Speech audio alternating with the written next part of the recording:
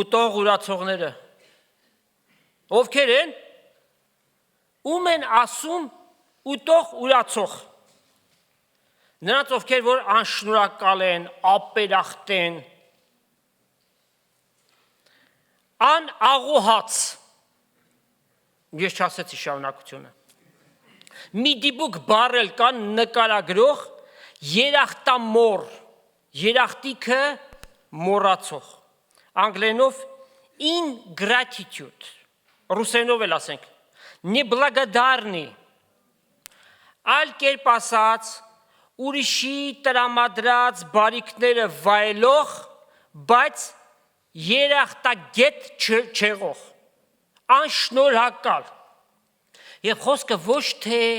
բառացիորեն շնորհակալ լինել չլինելու մեջ է մարդը կարող է ձևական մի հատ շնորհակալություն ասել սպասիբա հա thank you մոտ շաքերամ բայց կարևորը դա չէ իր վարքով, վարվեցողությամբ, իր գործերով պիտի ապացուցի դա։ Կրահում եք ում մասին պիտի խոսենք։ Որը մեկին մատնացույց չպիտի անենք, սակայն ամեն մեկը էլ ձեր շրջապատում գիտեք մարդկանց, ովքեր որ ուտող ուրացող են։ Սակայն մեզ համար կարևորը թե Աստված ում է մատնացույց անում, որպես երախտամոռ, որպես ուտող ուրացող։ Իսկ դրա համար պիտի Աստծո խոսքին դիմենք եւ տեսնենք այնտեղ ինչ կա գրած։ Հոբի գիրք, Հոբ երանելի, պատկերացնում եք մի անձնավորություն, ում Աստված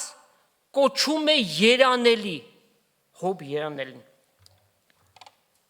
Հոբի գիրք 21-րդ գլուխ նախ առաջի 3 համարները Հոբը պատասխանեց նրանց, ովքեր որ եկել էին, այսպես կոչված մխիթարություն բերելու, բայց իրականության մեջ ամեն բան ընթանում էր, որպեսզի Հոբին Աստծուց հեռացնեն։ Խոսքիս աղեք մտի կրեք, ու այս լա ձեր մխիթարությունը։ Ինձ համբերեցեք ու ես խոսիմ, ու խոսել ես ետքը ծաղրեք, գիտի որ ծաղրում են։ Նաև 7-ից 15 համարները։ Ամբարիշտներ ինչի համար են ապրում, կծերանան ու խիստ կուժովնան, անոնց սերունդը իրենց հետ կհաստատվի իրենց առջև, ու անոնց զավակները աչքերնուն առջև, տուներնի խաղության մեջ է ու վախից ազատ են, զուգահեռաբար եթե կարդաք Սաղմոս 73-ը։ Եվ Աստծո գավազանը անոնց վրա չէ, դրսից այդպես է երևում, բայց իրականության մեջ Աստված իր սուրը սրել է մեղավորի դեմ։ Անոնց ցուլը կզուգավորվի և դատարկ չի ելնում, անպայմանորեն ձագ է տալիս։ Կովիր հորթը կծնանի ու վիժում չունենար։ Իրենց պստիկները ոչխարի հոտի հետ կհանեն ու անոնց տղաքը ուրախությամբ կցատկրտեն, թմբուկով ու քնարով կերքեն ու սրինգի ձայնով կուրախանան, զուռնայով, դհոլով։ Անոնց օրերնին զվարճությունով կանցնեն, այսինքն խնջուկներ,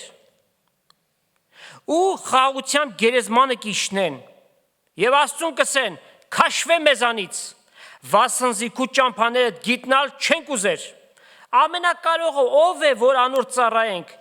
ու եթե անոր աղոտ քնենք, ինչ օգուտ պիտի ունենանք։ Նաև 22-րդ գլխի 17-18 համարները անոնք կսեին Աստծո, հեռացիր մեզ մե, ու ամենակարողը մեզ ինչ կրնա անել, թեև անոնց տունը բարությունով, բարիքներով լեցված էր, բայց անզգամների խորհուրդը ինձ մետող հեռու լինի, այդպես է ասում Հոբը։ Քաշվիր մեզանից, հեռացիր մեզանից, ովքեր են սրանք, ամբարիշտները։ Ընդհանրական խոսքը նրանց բնութագրող անհավատներն են սրանք։ Ուրիշ բնորոշումներ էլ կա Աստծո խոսքի մեջ տրված, անզգամներ, ամբարտավաններ։ Հոբը այս ամենը ասում է, իսկ Ասապ մարգարեն այդ ամենը տեսնում է և Սաղմոս 73-ի մեջ իր զարմանքն է հայտնում, թե ինչու է այսպես, միաժամանակ նաև նախանձում է ամբարիշտներին, տեսնում է նրանց վիճակը, այն ինչ որ քիչ առաջ Հոբն էր ասում, չէ, ամեն բան խաղաղ է, հանգիստ էլ գլուխները դնում են և վերջանում են այս կյանքից հեռանում, բայց այդպես չէ։ Ուրեմն այդ բոլոր բնորոշումների գլխավոր բնութագիրը անհավատությունն է, սրանից է բխում ամեն բան։ Հիմա պիտի Սաղմոս 73-ից կարդանք մի քանի համարներ, նախ 3-ից 5-ը Ասապ մարգարեն է, վասնզի նախանձեցա հպարտներուն երբ ամբարիշտների հաջողությունը տեսա, քանզի իրենց մահվան ժամանակ էլ ցավ չունեն, մարմիններն էլ պարարտ է, անոնք ուրիշ մարդկանց նման նեղության մեջ չեն և ուրիշ մարդկանց պես չեն տանջվում, ասա այսպես ես տեսնում նրանց և ասում են նախանձվեցի, որ ինձ հետ այդպես չի պատահում, բայց տեղի ունեցավ հետևյալը, կարդանք 16-17 համարները, երբ խորեցա Ասիկա իմանալու դժվար թված իմ աչքերիս, միջև որ Աստծո սրբարանը մտա, նրանց վախճանը իմացա, թե նրանց ինչ է սպասվում, այս կյանքից հետո, ուրեմն մեզանից հեռացիր, այս ասած խոսքը ոչ թե քո ներկայությունը թող հեռանա, ոչ թե այնտեղ, որ մենք բնակվում ենք, այդտեղ դու ներկա չլնես, քավլիցի, Աստված ամբողջ տիեզերքում է և ամենուրեք է, նրանց ասացի մեջ հետևյալն է, քո ճանապարհներդ չենք ուզում իմանալ, մեր կյանքից հեռու մնա, մենք քեզ չենք ճանաչում, մարդը Աստծո ձեռքերի գործը, Աստծո փառքի համար ստեղծված, Աստված պաշտության, Աստված ճանաչության անտեսանելի օրգանը մարդու մեջ դրված է, եթե կարդանք Ժողովող 3:11 համար, Աստված իր ժամանակին ամեն բան վայելուչ ստեղծեց և մարդու մտքի մեջ հավիտենականությունը ճանաչելու փափագը դրեց, միտք ասածը ոչ թե մարդու ուղեղն է, դա մի գործիք է, ապարատ է, որով որ մարդու անձը ուրեմն կարողանում է իր փափագները ներկայացնել, Աստծո խոսքի մեջ հաճախ նաև սիրտն է դրվում, սիրտը, մարդու սիրտը, դա ոչ թե արյունամղիչ մկանային հյուսվածքն է, այլ մարդու մտքերի, խորհուրդների, զգացումների կենտրոնն է, ահա այդտեղ է, որ Աստված դրել է Աստված ճանաչության, Աստծուն փափագելու օրգանը, անտեսանելի է, մարդու մեջ դրված է դա, ամեն մարդ դա գիտի, բայց ուրիշ հարց է, որ մարդիկ չեն փափագում, և այսպիսիների նման ասում են, մեզանից հեռացիր, մենք քեզ չենք ուզում ճանաչել, մտովի եթե տեղափոխվենք Հռոմեացիների գիրք, 1 գլուխ և 19 համար, Աստծո մասին ինչ որ պետք է իմանալ, Աստված իրենց հայտնել է, ինչպես շատ պարզ ձևով, մարդ արարած, դու բանական էակ ես, մի հատ փորձիր Աստծո ստեղծագործությունը նայիր, այս ներդաշտակությունը, որ ստեղծված է, տիեզերքը նայիր, այդ մոլորակները, այդ աստղերը, որ շողշողում են գիշերով, այս ամենը տեսնելուց հետո ամենատարական գիտակցություն ունեցող մեկը պիտի հասկանա, որ այս ամենը մեկի ձեռքի գործ է, իրան չեղավ, բինգ բանգով չստեղծվեց։ 21 համարում ասում է, թեև Աստծուն նրանք ճանաչում էին այդ բաներով, տեսանելի բաներով, Աստծու անտեսանելինն են տեսնում, բայց Աստծո պես չփառավորեցին և շնորհակալ չեղան, այլ կերպ ասած ինչ, ուտող, ուրացող։ Եվ դա գալիս է հետևյալից, անհավատության պատճառով։ Աստծո պատկերը և նմանություն ունեցող մարդը Աստծո առջև ինչպիսին է, համայն մարդկությունը Աստծո առջև ինչպիսին է, մեղավոր ընկած մարդկությունը։ Դիմենք Մարգարեությանը Եսայի 40-րդ գլուխ 15 և 17 համարները։ Ահա ազգերը, բոլոր ազգերը, 7.5 միլիարդ մարդը Աստծո առջև դույլից կաթած կաթիլի պես են, ու կշերքի մեջ մանր փոշու պես կսեպվին, ահա կղզիները ցրված փոշի պես են, այսինքն ազգերը։ Բոլոր ազգերը անոր առջև ոչինչի պես են ու ոչինչից պակաս եւ ունայնություն են համարվում։ Ահա մարդկությունը Տիրոջ առջև։ Հիմա թերևս ոմանք կարող են հակառակվել ասելով, որ բայց դուք գիտեք, որքան էլիտար ընտանիքներ կան, ազնվական։ Չենք վիճում, կան, քաղաքակիրթ են, բարձր կրթություն ունեն, հասարակության մեջ իրենց պահելու պատշաճ կերպ ունեն, սակայն Աստծո աչքի առջև բոլորն են այդպիսին, ինչպես որ բնութագրվեց, դեռ ավելին, կարդանք Սաղմոս 62:9, արդարև, ռամիկ մարդիկ փուչ են, ազնվական մարդիկ սուտ են, եթե կշեռքի մեջ դրվելու լինեն, ամենքն էլ ունայնությունից թեթև են։ Ինչ է ունայնությունը? Ոչինչ բան, դատարկություն։ Կշեռքի մեջ բոլորին դիր, դատարկությունից ավելի թեթև են։ Այսպիսի բնորոշում է տալիս Տերը։ Ուրեմն, ով մարտարարած, քո կարգավիճակը լսեցիր, Աստված ասաց քեզ, հիմա հետևյալ հարցումը. երբ որ մեկը քեզ մի լավություն է անում, դու ինչպես ես վարվում, փորձում ես, որ փոխհատուցես, չէ, այդ լավության փոխարեն, այսպես ասած, լավության տակից դուրս գաս, ով մարտարարած, գիտես Աստված, քեզ ինչպիսի լավություններ է արել,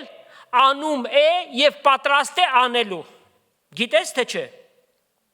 ամեն օր է անում, բայց դու երախտամոռ ես, դու ապերախտ ես, դու ուտող ուրացող ես, ընդունի, այդպես է, հերթով նշենք, առաջին, Աստված քեզ կյանք է տվել, որտև որովայնի պտուղը Աստծո պարգևն է Սաղմոս 127:3, այդ նույն կերպով Աստված քեզ որպես մանուկ քո ծնողներին նվեր է տվել, պարգև է տվել, ինչպես զարգացար մորդ որովայնի մեջ, չգիտես, այ պանելու բան չէ, որովհետև բժշկությունն էլ չգիտի, թե այդ ոսկորները, այդ հյուսվածքները, այդ բջիջները, ինչպես առաջացան, ինչպես սկսեցին զարգանալ և մարտարարած ծնվեց, չգիտես, բայց նա ով որ կյանք տալիս է, նա է բացատրում այդ ամենը, կարդում ենք Սաղմոս 139, 13-ից 16 համարները։ Դավիթ այսպես է ասում. Վասնզի դու ստեղծեցիր իմ երիկամուկներս ու իմ մորս որովայնի մեջ դու ինձ ծածկեցիր։ Կգոհանամ քեզանից, որ ահավոր ու զարմանալի կերպով ստեղծվեցի։ Քո գործերը զարմանալի են ու իմ անձս աղեկ գիտե։ Իմ գոյությունը չծածկվեցավ քեզ մե, երբ գաղտուկ տեղը շինվեցա, այսինքն մոր որովայնի մեջ, երկրի խորությունների մեջ ճարտարությամբ կազմվեցա, քո աչքերդ իմ անկատար կազմվածքս տեսան, ու անդամներուս բոլորը քո գրքիդ մեջ գրված էին, որոնք ժամանակին պիտի կազմվեին, երբ դեռ անոնց մեկը չկար, դեռ չկազմավորված, Տեր Աստված, դու այդ ամեն բաները գիտեիր։ Նույն կերպով Աստված քեզ տվել է զավակներ, թոռներ, ամեն մի շունչդ քաշելը, դա ողորմած Աստծո գթասրտության դրսևորումն է քո հանդեպ, Աստված իր ձեռքը վերցնի ոչնչացար, այլևս չկաս, իմացիր։ Ամեն օր Աստծո ստեղծագործության բարիքները վայելում ես։ Մատթեոսի ավետարանում 5:45 համար։ Աստված իր արևը ծագեցնում է թե չարերի և թե բարիների վրա, իր անձրևն է ուղարկում թե արդարների և թե մեղավորների վրա, Աստված քեզ տվել է առողջություն, մարմնի պարարտություն։ Ով մարտարարած, ապերախտ ես։ Թեև հոբի ժամանակներից մինչև այսօր հազարավոր տարիներ են անցել, բայց մարդու չար սիրտը չի փոխված։ Մարդը մնացել է նույնը։ Եվ Աստծո անուն տալիս ես շանթահարվում են։ Այլակերպվում են։ Այդ անունը իմ մոտս չտաս։ Աստծո անունը չտաս իր մոտ, որովհետև ինքը վատ է զգում դրանից։ Բայց Սատանայի անունը խիստ ընդունելի է։ Նրա գործերը ամեն օր դրա մեջ են։ Բյուրո համար 6 սատանայական հաղորդմանը սպասում են, որ նայեն։ Դևերի եւ չար ոգիների գործնություն կա այնտեղ եւ գուշակ, լուսիա եւ այլն նման բաներ։ Նայեք, ձեր վերջ ինչ պիտի լինի։ Անկամ պատկերացում չունեք։ Ոմանք անգամ ուրանում են Աստծո գոյությունը, որ Աստված չկա։ Հենց այդ խոսքին է հետևում։ Մեզանից հեռացիր, ամենակարճ ճանապարհ Աստված չկա։ Եվ Աստված այդպիսիներին ստորացնում է իր խոսքի միջոցով։ Սաղմոս 14:1, Սաղմոս 53:1։ Անզգամը իր սրտի մեջ ասավ Աստված չկա։ Ոմանք էլ, որ իրենց ունեցած հաջողության, փորձանքից ազատվելու, հիվանդություններից բժշկվելու արդյունքում են ասում են փառք Աստծո, բոլորովին այդ խոսքերին մի խաբվեք, դրանք ոչինչ չեն նշանակում։ Հիմա ով մարտարարած ուշադիր լսիր։ Քեզ ստեղծող, քեզ կյանք տվող, բարիքներ շնորհող ամենակալ Աստված իր խոսքի միջոցով հռչակում է հետևյալը, որ դու եւ բոլոր մարդիկ աշխարհի վրա քայլող բոլոր մարդիկ մեղավորներ են, որտեղ քո մեջ ադամական բնությունը կա, իր բոլոր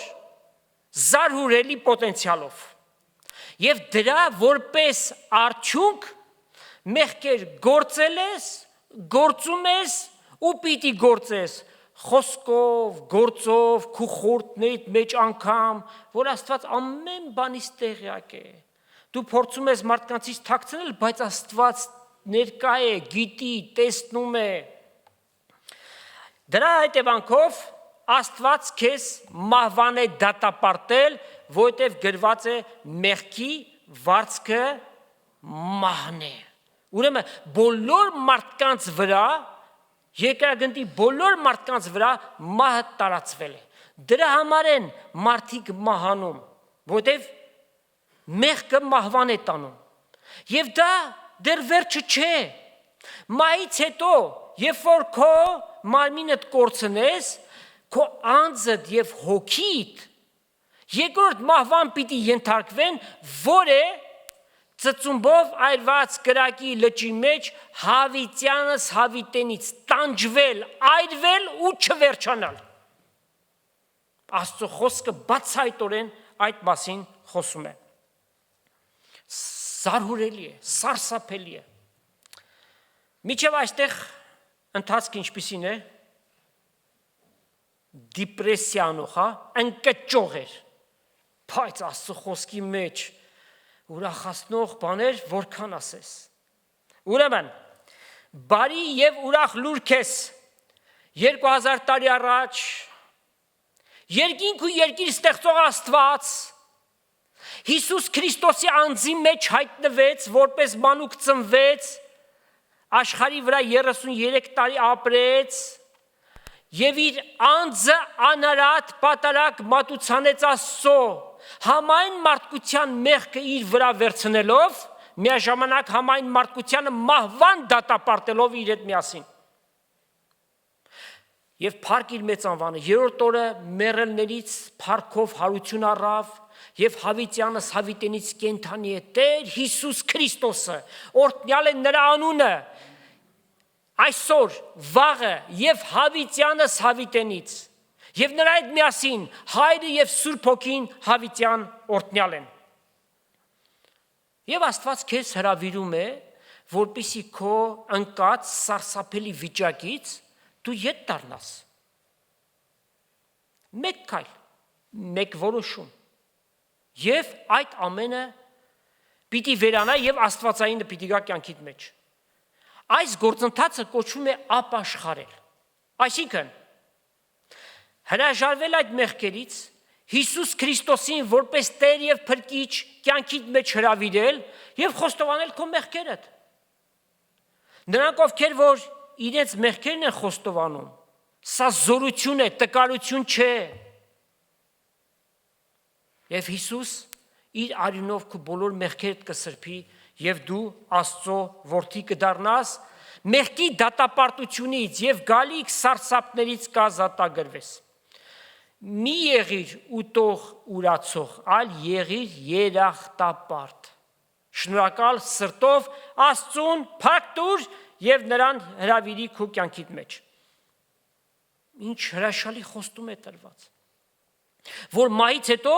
հարություն պիտի առնես, հավիտենական կյանք պիտի ունենաս եւ Աստծո ներկայության մեջ պիտի բնակվես։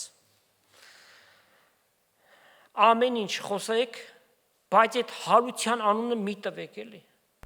Երբ որ տալիս եք ամեն բան ավերվում է։ Ինչ հարություն, ինչ բան։ Բաստուն ինչի համար ենք հուսացե։ Եթե մեռելներից հարություն չպիտի առնենք հավիտենական կյանքի համար, դա տարգ է Աստված պաշտությունը։ Այս կյանքի համար ենք հուսացել, մենք ամեն մարդկանցից ավելի խղճալի ենք, Աստծո խոսքն է ասում։ Այս հանգամանքը չեն կարողանում կուլ տալ, չեն կարողանում մարսել։ Բայց ցավալին գիտեք որն է։ Լավ, չի հավատում։ Փորձում է ծաղրել։ Ոմանք հասկանում ես իրենց մտքի մեջ են դանում, ոմանք էլ բառեր են գործածում, որ հասկանում ես դրանք ծաղրական են եւ ուրիշները դեռ խոսում են, սրանք խելքները թրցրել են, չերից են խոսում։ Հարություն առնել։ Ծաղրում եք։ Աստված այդպիսիներին պատասխան ունի տալու։ Եթե մենք պատասխանենք, պիտի ասեն, ես ինչ վիրավորական խոսքեր եք ասում։ Բայց թող Տերը ասի իր խոսքի մեջ։ Եսայի 57 գրեք, եսի լավ գրեք, սիրելի Աստծո ժողովուրդ, ով որ նման մի վերաբերմունք ունենա, անգիրարած այս խոսքերը, Եսայի 57 3-4 համարները։ Դուք ով վհուկի սերունդներ, որդիներ, շնացողի ու պոռնիկի սերունդ, լա այստեղ եկեք, Տերն ասում, դուք ում եք ծաղրում, ձեր բերան ում վրա եք լայնացրել ու լեզունիդ երկարացրել, չէ որ դուք անրության զավակներ եւ ստության սերունդ եք։ Գիտեք, Ալժիրի գաղութատիրական ֆրանսերենով սա կոչվում է լա բամբարդուման, այսինքն ռմբակոծել։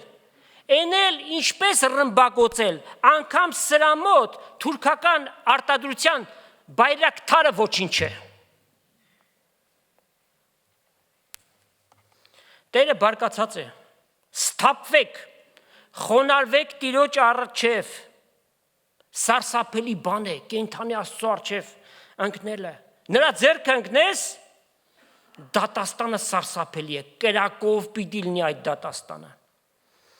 Նորից ենք ասում, մի եղեք ուտող ուրացող։ Նյութը շարունակելու համար պիտի տեղափոխվենք Ելից գիրք։ Ելից, Իսխոդ, ռուսերենով կամ Exodus,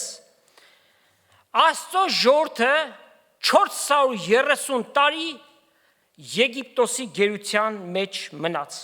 Փարավոնը ամեն հնարքներ գործածեց նրանց ճնշելու, ստորացնելու, որպես ստրուկներ էին այնտեղ գտնվում։ 430 տարի, դուք պատկերացրեք, սա քանի սերունդ է։ Եվ այդ վիճակի մեջ եղան։ Որտեվ Փարավոնը, որ սատանայի խորհրդապատկերն է, այդ ժողովրդին ատում էր եւ ծանրաբեռնում էր, օրորի ավելի, ավելի ու ավելի, որպեսզի նրանք Աստծո մասին չմտածեն, աստվածպաշտություն չունենան։ Եկեք կարդանք Ելից 5-րդ գլուխ 6-ից 9 համարները։ Սրա համար Իսրայելի որդիներին ասա. Ես եմ Տերը, ես ձեզ Եգիպտացիների ծանր գործերու տակից պիտի հանեմ եւ ձեզ անոնց ծառայությունից պիտի ազատեմ եւ ձեզ երկնցած բազուկով եւ մեծ դատաստաններով պիտի փրկեմ եւ ձեզ ինձի ժորդ պիտի նեմ ու ձեզ Աստված պիտի լամ եւ պիտի գիտնաք թե ձեզ Եգիպտացիների ծանր գործերու տակից հանող Տերը ձեր Աստվածը ես եմ ձեզ այն երկիրը պիտի տանեմ որ Աբրահամի, Իսահակի, Հակոբին տալու երդում ըրեցի եւ զայն ձեզ ժառանգություն ըլլալու պիտի տամ ես եմ Տերը Մովսես գնաց եւ ժողովրդին այդ ամենը ասաց բայց անոնք հոգի նեղությունից եւ գործի ծանրությունից մտիկ չրին Մովսեսին Աստված ասում է ձեզ իմ ժողովրդն եմ արել ձեզ պիտի փրկեմ ազատեմ բայց այդ գործերը այնքան շատ են այնքան հոգեր կան նրանց վրա նրանք այլևս Աստծո մասին չեն ուզում մտածել այդ նույն կերպով եթե զուգահեռներ մտցնենք Սատանան ասեցինք Փարաոնի խորհրդապատկերն է չէ նույն կերպով Աստծո ժողովրդին ծանրաբեռնում է ամեն կերպերով որ շունչ չքաշի հավատացյալը այնքան տարված լինի առօրյայի հոգերով գործերով որ Աստծո մասին չմտածի ժամանակ չունենա մեկտեղ հավաքվելու Աստծո խոսքը կարդալու լսելու եւ այդպես տկարացնի թուլացնի գաղջացնի դրա համար է գրված Սատանայի համար մռնչող առյուծի նման մեր ամեն մեկի 4 կողմը պտտվում է ինչի համար Սատանա դու մեր վրա առնելիք չունես որտեղ մեր կյանքը երկնքում Քրիստոսի մեջ պահված է մենք հավիտենական կյանք ունենք հավատքով սակայն կարող է նա մեզ տարբեր կերպերով վնասներ բերել եթե չստապվենք մենք երկար ժամանակ այդ ազդեցության տակ կգտնվենք ծանրաբեռնի որքան հնարավոր է ավելի շատ Մովսես գնաց Փարաոնին եւ ասաց Տերը ասում է իմ ժողովրդից թույլ տուր որ դուրս գան Եգիպտոսից Փարաոնի պատասխանը Ելից 5-րդ գլուխ 2-րդ համար Եհովան ով է որ նրա խոսքին լսեն չեմ ընդունում չեմ ճանաչում ու թույլ չեմ տա դուրս գաք Փարավոնի պատասխանը եւ Աստված այդ ժամանակ գերբնական զորություններ կիրառեց եթե կարդաք Ելից 7-րդ գլուխ գլխից մինչև 11-րդ գլուխները Եգիպտոսի վրա 10 հարվածներ եկան մեկը մյուսից գերբնական դրանք բնական աղետների հետևանք չէր Աստծո կողմից ղրկված պատիժներ էր դրանցից մեկը անդրանիկներին հարվածել էր այսինքն առաջնեկներին այդ թվում նաև Փարաոնի անդրանիկին firstborn Աստված հարվածեց եւ դրանք մեռան բոլորը Աստծո հոգացածությունը իր ժողովրդի վրա բացառիկ էր ինչպիսի հրաշքներ տեսան Փարաոնը իր զորքերով ընկել է իրենց հետևից Աստված կարմիր ծովը ճեղքում է եւ այդ ջրերը որպես պատնեշներ կանգնեցին երկու կողմից պատկերացնում եք ջրի հաստ պատնեշ եւ այդ ամբողջ ժողովուրդը մոտարապես 3 միլիոն մարդ ծովի միջով իբրև թե ցամաքով իրենց հոտերը իրենց ունեցվածքը ամեն բաները անցան այդտեղով Փարաոնը 600 կառքեր ուներ ոստիկանական բոլորն էլ զինված մեկ նպատակ ունեին այդ ժողովրդին պիտի կոտորեին եկան եւ այդ ժամանակ ջրերը փակվեցին եւ նրանք բոլորն էլ այնտեղ խեղդվեցին իդեպ տասնամյակների եւ հարյուրամյակների ընթացքում կարմիր ծովի տակից այդ կառքերի կմախքները ելել են որպես ապացույցներ այդ եղած դեպքերի։ Աստված իր ժողովրդին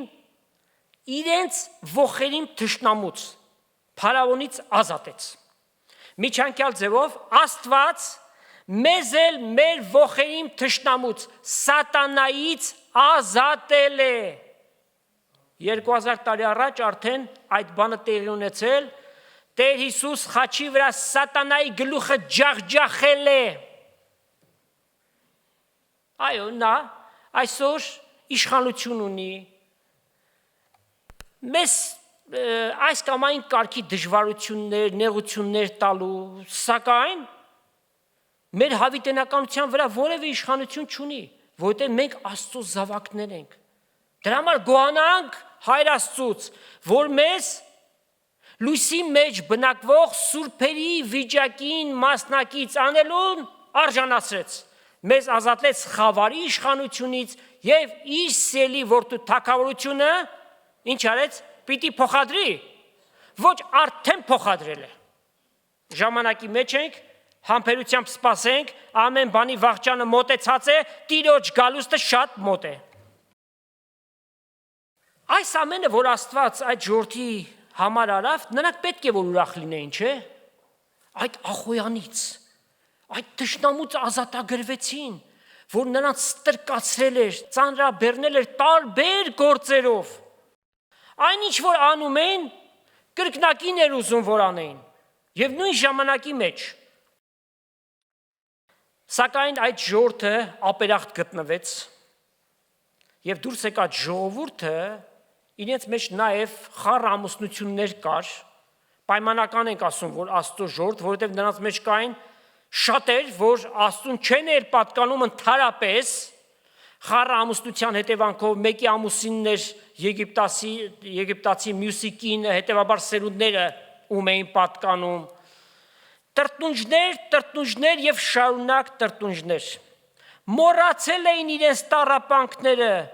Մովսեսին ասեցին, ինչ է Եգիպտոսի մեջ գերեզման չկար, որ դու բերեցիր այստեղ անապատի մեջ մեռնենք, այսինքն անապատում եթե մեռնենք, մեր գերեզմանի տեղը հայտնի չի լինի, բայց Եգիպտոսում գերեզման կունենանք, պատկերացնում եք։ Ուրիշ տրտունջներ էլ կարդանք Ելից 16-րդ գլուխ 2-ից 9 համարները։ Իսրայելի որդիները անապատի մեջ Մովսեսի ու Ահարոնի դեմ տրտունջրին եւ ասեցին. Երանի թե Տիրոջ ձեռքով մեռած լինեին Եգիպտոսի մեջ, երբ մսի կաթսաներու քով կնստեինք եւ կուշտ հաց կուտեինք, քանզի մեզ այս անապատը հանեցիր, որ բոլոր այս ժողովուրդը անօթությունից մեռցնես։ Տերը ասավ Մովսեսին. Ահա ես ձեզ երկնքեն հաց պիտի տեղամ եւ ժողովուրդը պիտի ելլե եւ օրեօր հավաքի ամեն մեկ օրվան պետք եղածը, որպիսի փորձեմ զանոնք, թե իմ օրենքիս համեմատ պիտի քայլեն, թե ոչ։ 6-րդ օրը բերածնին թող պատրաստեն, անիկա ամեն օրվա կրկնակին պիտի լինի, օմերով տրված էր, այսքան պիտի հավաքես, 6-րդ օրը կրկնակին։ Մովսես եւ Ահարոն ըսին Իսրայելի բոլոր որդիներին. Այս իրիկուն պիտի գիտնաք, թե ձեզ Եգիպտոսի երկրից հանողը Տերն է։ Առավոտյան պիտի տեսնեք Տիրոջ փառքը, վասնզի Տիրոջը դեմ ձեր երաս տրտունջը ինքը լսեց, եւ մենք ով ենք, որ մեր դեմ եք տրտնջում։ Այսինքն Մովսեսի դեմ տրտնջածը Աստծո դեմ տրտնջալ էր։ Մովսես ասավ. Երբ Տերը ձեզ իրիկունը ուտելու միս եւ առավոտվան կշտանալու չափ հաց տա, պիտի գիտնաք, թե Տերը լսած է իրեն դեմ եղած տրտունջը։ Մենք ով ենք։ Ձեր տրտունջը մեր դեմ չէ, հապա Տիրոջ դեմ է։ Մովսես ասավ Ահարոնին, Իսրայելի որդիներին բոլոր ժողովրդին ասե. Տիրոջ առջև մոտեցեք, վասնզի ձեր տրտունջը լսվեց։ Մենք պատկերացրեք, Աստված գեբնական այդ կերպերով նրանց գերությունից ազատեց։ Արդյոք չպիտի հոգար։ Պիտի թույլ տար, որ անօթությունից մեռնեին նրանք։ Երկնքից մանանա իջեցրեց։ Եվ դա մեղրով պատրաստված գաթայի համ ունի։ Պատկերացրեք ինչ համեղ բան է, հա։ Ամեն օր կերեք, անապատ տեղում կերեք։ Քանի որ անապատ էր, եղանակային ծայրահեղ իրավիճակ կար։ Գիշերը ցուրտ էր, ցերեկը կիզիչ արև էր եւ շատ տաք էր։ Աստված դա էր հոգացել։ Գիշերը կրակի սյունով թե տակ հասնում էր իրենց եւ թե լույս էր տալիս, ցերեկն էլ ամպի սյունով եղած կիզիչ արևի ճառագայթները նրան չէր հասնում։ Այսինքն նորմալ բնականon ապրելու պայմաններ էր նրանց համար ստեղծված։ Աստված փորձում էր նրանց հավատքը։ Այդ հավատքն էր, որ նրանց կաթ ու մեղր բխող երկիր պիտի հասցներ, սակայն չունեին այդ հավատքը, 40 տարի պտտվեցին անապատում։ Շարունակությունը եկեք կարդանք Նեեմիայի գրքից 9-րդ գլուխ 19-ից 21 համարները։ Դու քո մեծ ողորմությունով զանոնք անապատի մեջ երեսը չձգեցիր։ Ճամփան անոնց առաջնորդելու համար ցերեկ ամպի սյուն եւ գիշերը անոնց գացած ճամփան լուսավորելու համար կրակի սյունը անոնց վրան չվերցուցիր։ Նաեւ զանոնք իմաստուն ունենալու համար քու բարի հոգի տվեցիր եւ անոնց բերնեն քու մանանատ չպակսեցավ ու երբ ծարավցած անոնց ջուր տվեցիր եւ զանոնք 40 տարի անապատի մեջ կերակրեցիր։ Անոնց բանը չպակսեցավ, անոնց հանդերձները չմաշեցին, ոտքերը չուռեցին։ Պատկերացրեք, երեխա է ծնվել է անապատում, կոշիկները իր հետ միասին մեծացավ։ Հանդերձները չի մաշվում, աստվածային հրաշքներ են սրանք։ Այդքան բաներ անողը միթե մի բան պակաս կթողեր, ոչ։ Սակայն Մովսեսի հետ նորից վիճում են։ Ասում են մեզ հանեցիր, մեր հոտերներ մեր հետ, անասունները, բայց ծառավենք եւ այդ ծառավությունից բոլորս պիտի մեռնենք։ Աստված հրամայեց Մովսեսին, ասաց ձեռքիդ գավազանով ժայռին վեմին հարված է, այդ վեմը ով է, խորհրդանշում է Քրիստոս եւ այդ վեմը նրանց հետ կերտար, որ է Քրիստոս, կենաց ջրի աղբյուրը։ Եվ այդ ջուրը հորդեց այնտեղից, եւ նրանք խմեցին, լիացան, եւ ինչ մնացին, ուտող, խմող, ուրացող, ջուր էլ խմեցին, չէ՞։ Այդքանից հետո պատկերացրեք, իրար մեջ վիճաբանում էին ասելով. արդյոք Տերը մեր մեջ է, անհավատության չար սիրտ, բայց այդքան հրաշքները որ տեսակ։ Տեր Հիսուսին տեսնում էին այդ հրաշքները, որ անում է։ Բազմաթիվ ու բազմապիսի հրաշքներ գալիս էին ասելով, ինչ նշան ցույց կտած, որ քեզ հավատանք։ Հավատացյալին նշաններ պետք չեն, անհավատին էլ նշանները բավարար չեն։ Երբ որ Աստված Մովսեսին հրամայեց, որ Սինա լեռը պիտի բարձրանաս, եւ այնտեղ նրան պիտի տրվեր տասնաբանյա օրենքը, որ գար ու ժողովրդին ներկայացներ, ինչ տեղի ունեցավ անապատում։ Ասեցին, եկեք մեզ համար ոսկե հորտը սարքենք եւ պաշտենք, այս Մովսեսը ուր գնաց մենք չգիտենք։ Մովսեսի չավ, երբ որ տեսավ այդ աղաղակը, ձեռքի այդ տասնաբանյա քարի տախտակները նետեց, կոտրվեց։ Այդ օրենքի պատվիրանները ավելի շուտ կոտրվեցին, քան թե այդ ժողովրդի կողմից պահվեցին եւ իրականություն դարձան։ Ելից 32 գլուխն են կարդում։ Ոսկե հորտը շինեցին, ասելով, որ 4 համարը։ Սա է այն Աստվածը, որ մեզ Եգիպտոսի երկրից հանեց։ Ճիշտ է, Աստված բերեց իր պատիժը, այդ պայն 3000 հոգի փռված մեռան ընկան, եւ շատեր ու շատերը կաթում մեղր բխող երկիրը, խոստացյաց ավետյաց երկիրը չմտան, անհավատության չար սիրտ։ Միայն 2 հոգի, ովքեր էին, Հեսուն եւ Քաղեբը, Եվ մինչև 20 տարեկաններ, այսինքն նրանք ովքեր որ անապատի մեջ են ծնվել, միայն դրանք են, որ խոստացյալ երկիրը մտան։ Այս իրենց հայրերի տխրահռչակ օրինակը առաքյալը բերում է եբրայցիներին, նրանց հիշեցնելով, որ տեսեք, անհավատության պատճառով նրանք այդ խոստացյալ ավետյաց երկիրը չեն մտել, զգուշացեք, որ դուք էլ դուրս չմնաք։ Եկեք կարդանք Եբրայեցիներին գրած նամակի 3-րդ գլուխ 7-ից 11 համարները։ Ուստի, ինչպես ասում է Սուրբ Հոգին, այսօր եթե նրա ձայնը լսում ես, քու սիրտդ մի խստացրու, բարկացնելու ատենի պես անապատի մեջ փորձության օրը, որտեղ ձեր հայրերը ինձ փորձեցին, քննեցին զիս, թեպետ եւ 40 տարի իմ գործերս տեսան։ Դրա համար զզվեցա այս ազգից եւսի, միշտ մոլորեցան իրենց սրտով եւ իմ ճամփաները չճանաչեցին նրանք, ուստի երթում ըրի իմ բարկությանս մեջ, թե իմ հանգիստս պիտի չմտնեն։ Եգիպտոսի համար էին